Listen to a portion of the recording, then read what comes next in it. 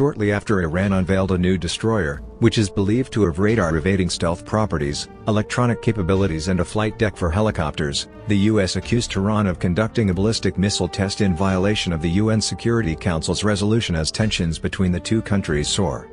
Just days after Iran launched the Sahand, a stealth destroyer, in the Persian Gulf, Pentagon officials announced that a U.S. aircraft carrier strike group will arrive in the Middle East in a matter of days, The Wall Street Journal reported. The upcoming deployment will end the longest period in 2 decades that a carrier group was absent from the region. The USS John C. Stennis and support vessels will arrive by the week's end in what the media outlet has described as a show of force against Iran at a moment of heightened tensions in the wake of the renewal of anti-Tehran sanctions targeting the country's energy sector. The Stennis is expected to maintain a presence in the region for some 2 months to provide a deterrence against any potentially hostile Iranian activity in the waters, an unnamed official told The Wall Street Journal.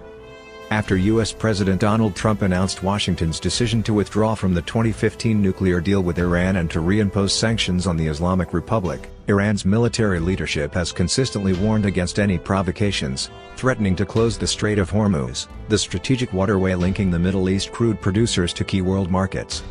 The presence of the U.S. carrier group, The Wall Street Journal alleges, is aimed at preventing such a development. Most recently, Brian Hook, the State Department's special envoy for Iran, said that the military option was on the table.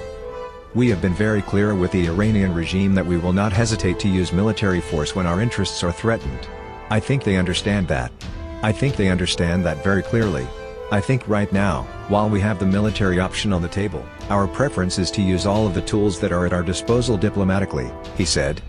In a televised ceremony earlier this week, the Iranian Navy unveiled a new destroyer, which is said to be equipped with advanced weaponry, a flight deck for helicopters and radar-evading stealth properties, and is said to have electronic warfare capabilities. The launch of the vessel came shortly after Iran's supreme leader Ayatollah Ali Khamenei said that the deployment of the new ships was proving the country's ability to develop modern weaponry. At the same time, he emphasized that Tehran was not looking for confrontation with any other country, but would continue promoting its defense capabilities. The United States has repeatedly accused Iran of ongoing missile proliferation, claiming that the missiles Tehran was creating were capable of reaching Europe and that it had test-fired a ballistic missile in early December. The Iranian regime has just test-fired a medium-range ballistic missile that is capable of carrying multiple warheads.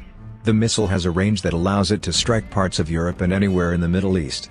This test violates UN Security Council Resolution 2231 that bans Iran from undertaking any activity related to ballistic missiles designed to be capable of delivering nuclear weapons, including launches using such ballistic missile technology, U.S. Secretary of State Mike Pompeo said.